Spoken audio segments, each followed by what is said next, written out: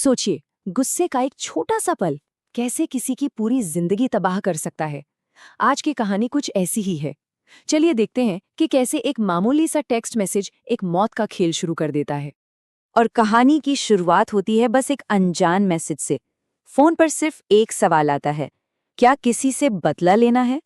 सुनने में कितना सीधा सा सवाल लगता है ना, पर यही वो चिंगारी है जो दोस्ती को दुश्मनी में और गुस्से को एक ऐसे भयानक अंजाम तक ले जाएगी जिसकी किसी ने कल्पना भी नहीं की होगी। तो कहानी के सेंटर में हैं दो दोस्त, रोहित और जतिन। कहने को तो दोस्त हैं, लेकिन इनकी दोस्ती बस एक झगड़े की वजह से हमेशा के लिए टूटने वाली है। तो आखिर झगड़ा हुआ क्यों? जड़ थी रोहित का घमंड। वो अमीर बाप का बेटा था, थोड़ा लापरवाह, थोड़ा अहंकारी, और उसने सबके सामने जतिन को भिखारी कहीं का बोल दिया। सोचिए कितना बड़ा अपमान।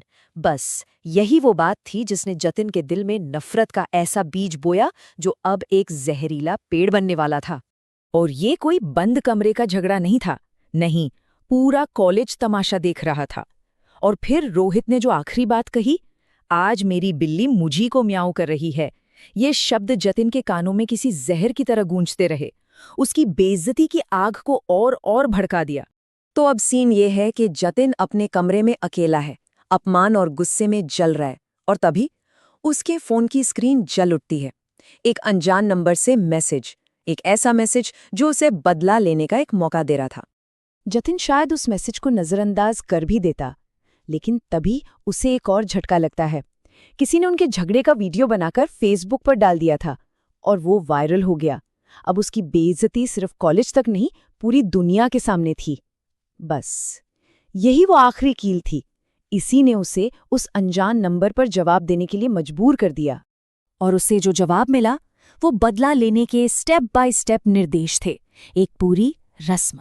शिकार की तस्वीर काले कपड़े में लपेटो, उसका नाम 3 बार श्राप के साथ बोलो, तस्वीर पर नारियल और जलता दिया रखो, और फिर आधी रात को उसे एक चौराहे पर छोड़ाओ। ये कोई मजाक नहीं था, ये एक ऐसी रस्म थी जो जतिन को एक ऐसे अंधेरे रास्ते पर ले जा रही थी जहां से वापसी का कोई रास्ता नहीं था। जतिन ने ठीक वैसा ही किया।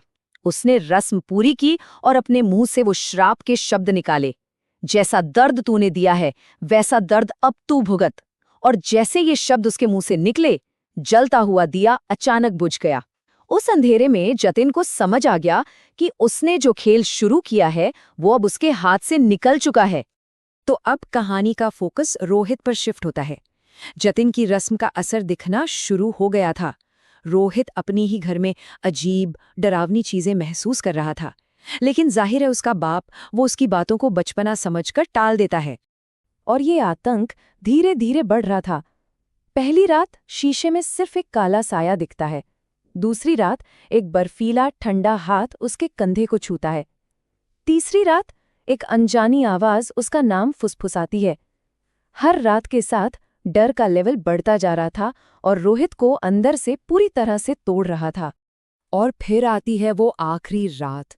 घर का नौकर बिरजू, जिसकी आवाज अब पहले जैसी नहीं थी, भारी और बिल्कुल अजीब हो चुकी थी, वो रोहित को छत पर बुलाता है। और रोहित को नहीं पता था कि ये उस काले साये के साथ उसकी आखिरी और सबसे भयानक मुलाकात होने वाली है। एक तरफ छत पर वो साया रोहित को घेर रहा था, और दूसरी तरफ मीलों दूर बैठे जतिन के फोन पर एक और मैसेज आता है।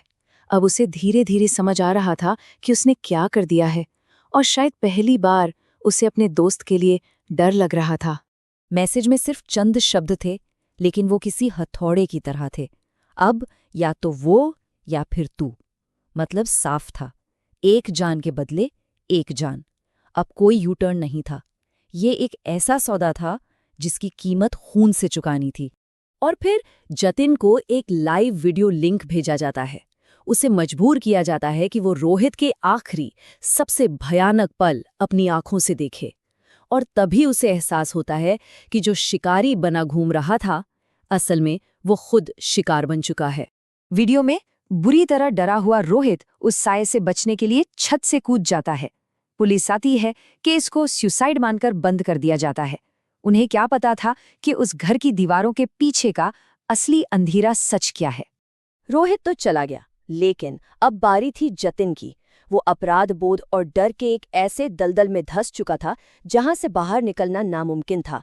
कहानी अब अपने असली और सबसे भयानक अंजाम की तरफ बढ़ रही थी। उसे लगा शायद सब खत्म हो गया, लेकिन नहीं। वो अनजान नंबर फिर से एक्टिव होता है।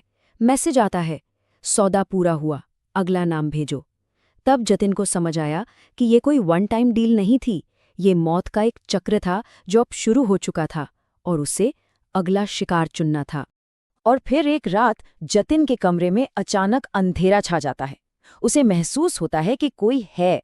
वो मुड़ता है उस साए का सामना करने के लिए, लेकिन सामने कोई काला साया नहीं था। वो रोहित था, रोहित का भूत। उसका चेहरा नीला पड़ चुका था, गर्दन अजीब तरह से मुड़ी हुई थी। ये उसके अपने दोस्त की बदला लेने वाली रूह थी जिसे उसने खुद मौत दी थी। और रोहित का भूत उसकी तरफ देखकर बस एक बात कहता है, एक ऐसी बात जो जतिन की रूह कंपा देती है, इस बार तू चल, खेल खत्म करते हैं। जतिन ने जो मौत का खेल शुरू किया था ना, अब वो खुद उसका आखिरी खिलाड़ी बनने वाला था। तो ये कहानी हमें एक बहुत बेचैन करने वाले सवाल के साथ छोड़ जाती है। गुस्से और बुराई के बीच की जो लाइन है, वो आखिर कितनी पतली होती है, और क्या हम में से कोई भी कभी भी उस लाइन को पार कर सकता है? ये वाकई में